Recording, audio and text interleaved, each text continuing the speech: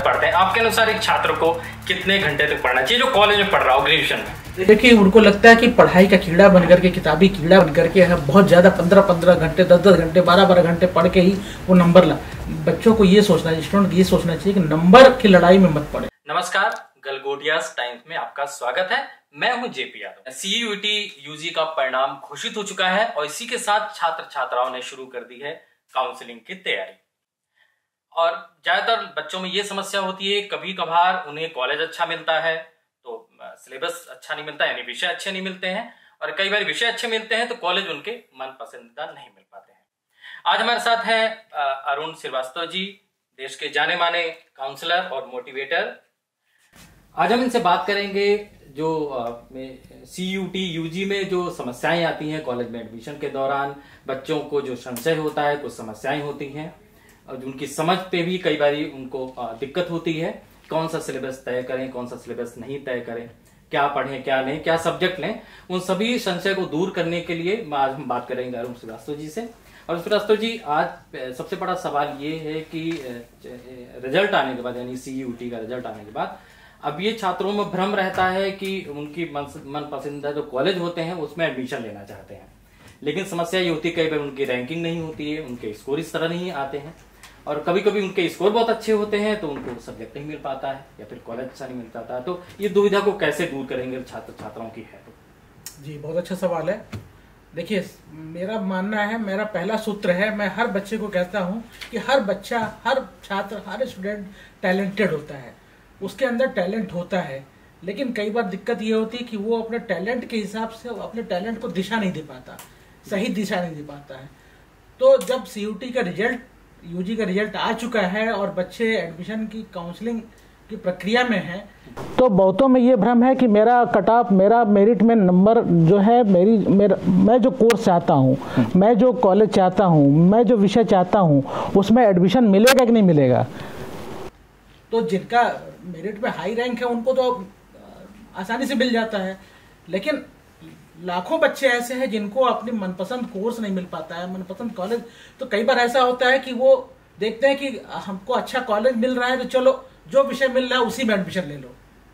मेरा कहना है कि नहीं, ऐसा कतई मत करो, क्योंकि आगे चल करके वो विषय चूंकि आपको पसंद नहीं है, आपने मजबूरी में वो विषय चुन लिया, आगे चल के आपको वो उसमें बोरियत महसूस होगी, आपका मन नहीं लगेगा, मन नहीं लगेगा आप तो परफॉर्म नहीं कर पाएंगे, परफॉर्म नहीं कर पाएंगे तो आपका रिजल्ट प्रभावित होगा। फिर धीरे धीरे एक समय ऐसा आएगा कि आप यू टर्न नहीं ले पाएंगे। 1 साल 2 साल आगे बढ़ गए तो आपको लगेगा चलो किसी तरह से करते ही हैं, किसी तरह से करते हैं, तो इससे किसका नुकसान होगा? ये आपका नुकसान होगा। कैरियर में आगे चल करके आपको उसका वेटेज नहीं मिल पाएगा। तो ऐसी नौबत आने से पहले जरूरी है कि आप पहले ही सतर्क हो जाएं। अगर आप जो विषय आप चाहते हैं वो किसी लोअर कॉलेज में भी वो विषय मिल रहा है, लोअर यूनिवर्सिटी, किसी दूसरी यूनिवर्सिटी भी मिल रहा है, दूसरे कॉलेज में मिल रहा है, तो कोशिश करें कि आपको आपका पसंदीदा विषय ही मिल जाए। अगर वो विषय मिलता है तो उसमें आप एंजॉय करेंगे उसको। और दरअसल है क्या ना कि वो जो जितने भी आप कहीं भी पढ़ें, चाहे दिल्ली यूनिवर्सिटी के या किसी और सेंट्रल यूनिवर्सिटी के बड़े कॉलेज में पढ़ें, बहुत प्रतिष्ठित कॉलेज में पढ़ें, या किसी कम प्रतिष्ठित कॉलेज में पढ़ें, कोर्स सबका बराबर, सिलेबस सबका वही है, पढ़ाई वही होनी है। अब ये है कि आप कितनी मेहनत कर पाते हैं, आपकी मेहनत के ऊपर। आप अगर अपने विषय को एंजॉय कर रहे हैं, उसका लुत्फ उठा रहे हैं, उसका आनंद ले रहे हैं, तो जाहिर सी बात है परफॉर्म करेंगे। आप परफॉर्म करेंगे तो रिजल्ट अच्छा होगा। अच्छा, बतौर काउंसलर आप मान लीजिए एक बच्चा है, वो उसको मन पसंदीदा कॉलेज तो मिल रहा है, जो उसने सपने में सोचा था कि साहब मैं कॉलेज शाहरुख के कॉलेज में पढ़ूंगा या फिर क्रोडीमल जाऊंगा जिसमें अमिताभ बच्चन पढ़े हैं, और सब्जेक्ट नहीं मिल रहा है, तो उस बच्चे को आप क्या सलाह देंगे, वो कहाँ जाए? क्योंकि संशय है। मैं फिर वही बात कहूंगा कि वो तात्कालिक आकर्षण या मन में बसा हुआ है कि जहाँ शाहरुख ने, अमिताभ ने पढ़ाई की, मैं भी वहीं से पढ़ूं, तो वो तो ठीक है कि वहाँ, लेकिन वहाँ अगर आपके पसंद का विषय मिल जाता तो बहुत अच्छा है। जी, आपके प्लान बी का विषय भी मिल जाता तब भी ठीक है, जिसमें आपका थोड़ा इंटरेस्ट है लेकिन थोड़ा कम है, अगर वो भी विषय मिल जाता तो ठीक है। लेकिन एकदम जो विषय पसंद नहीं है उसमें एडमिशन मिल रहा है तो सिर्फ कॉलेज अच्छा होने से कोई फर्क नहीं पड़ता है। अंततः नुकसान आप ही का होना है। आप एक महीने, 2 महीने, 6 महीने उत्साह में रह सकते हैं कि मैं अमिताभ के कॉलेज में पढ़ रहा हूँ, शाहरुख के कॉलेज में पढ़ रहा हूँ, लेकिन अंततः इससे आपका कैरियर प्रभावित होगा, आपका नुकसान होगा। तो कोशिश करिए कि आप इस भ्रम में, इस छलावे में मत आइए और अपनी पसंद, क्योंकि कैरियर आपका है, आपकी ज़िंदगी आपकी है, कैरियर आपको बनाना है। आपको पसंद के विषय में आगे बढ़ेंगे, पढ़ेंगे, तो आप भी एक दिन शाहरुख खान बन सकते हैं, आप भी एक दिन अमिताभ बच्चन बन सकते हैं। जी, जैसे बहुत सारी मैगजीन हैं और बहुत सारे संस्थान हैं जो एक लिस्ट निकालते हैं, एक रैंकिंग निकालते हैं कि फलाना कॉलेज टॉप पर है, फलाना कॉलेज नीचे है, तो उसको कितनी प्राथमिकता दे स्टूडेंट? अगर एडमिशन के लिए सोच रहा है तो मान लीजिए उसकी उस रैंकिंग को कितनी प्राथमिकता दे वो? देखिए, ये तो है हर साल जो है तमाम दुनिया के तमाम बड़े संस्थान जो इस तरह की रैंकिंग निकालते हैं, देश में भी रैंकिंग होती है, सरकार भी, हमारा जो शिक्षा मंत्रालय है वो भी NIRF के तहत जो है रैंकिंग निकालता है, उसमें विश्वविद्यालय, कॉलेज सबकी रैंकिंग होती है। अगर रैंकिंग में आपको अच्छी यूनिवर्सिटी, अच्छा कॉलेज मिल रहा है आपकी मेरिट के हिसाब से, तो बहुत अच्छी बात है। लेकिन अगर नहीं भी मिल पा रहा है, कम लोअर रैंक का कोई कॉलेज या यूनिवर्सिटी मिल रही है, तब भी आप घबराएं नहीं, परेशान नहीं हो।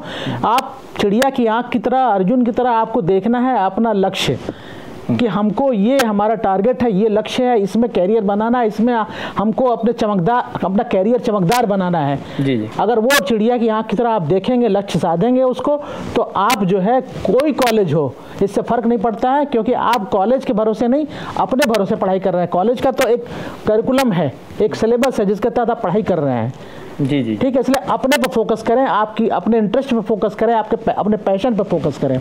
अब अगले सवाल पर आते हैं कि अब बच्चे का एडमिशन हो गया, यानी छात्र का एडमिशन हो गया कॉलेज में। अमूमन सभी सिलेबस एक तरह के होते हैं, सभी तरह की पढ़ाई एक तरह की होती है। अमूमन अब प्रोफेसर हो सकता है पढ़ाई का तरीका एक दूसरे से अलग हो, लेकिन बच्चे को क्या करना चाहिए? मान लीजिए कॉलेज के बाद उसको क्या क्या ध्यान रखना चाहिए?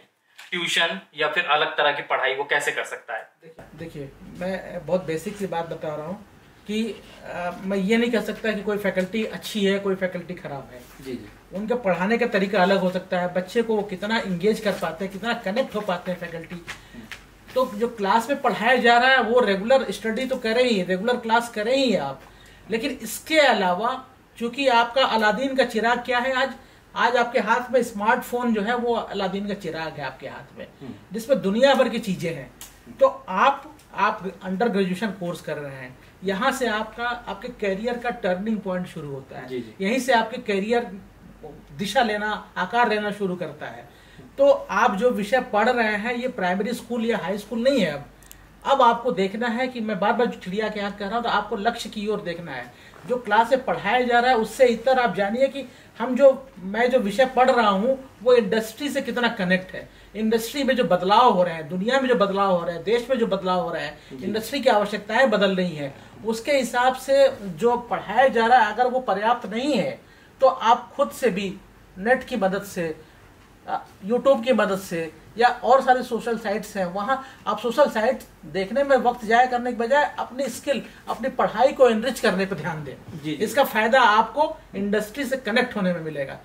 जी जी। आज हमारे साथ थे अरुण श्रीवास्तव जी, जिन्होंने बहुत अच्छी जानकारी, उपयोगी जानकारी छात्र छात्राओं के लिए और साथ ही पेरेंट्स के लिए दी है। इसी तरह के अन्य मुद्दों के साथ हम इसी तरह डिजिटल प्लेटफॉर्म पर आते रहेंगे। नमस्कार। और हाँ, अगर आपने चैनल सब्सक्राइब नहीं किया है तो जरूर कर लें, जिससे आपके लिए कोई जरूरी चीज, जरूरी जानकारी मिस ना हो जाए। धन्यवाद।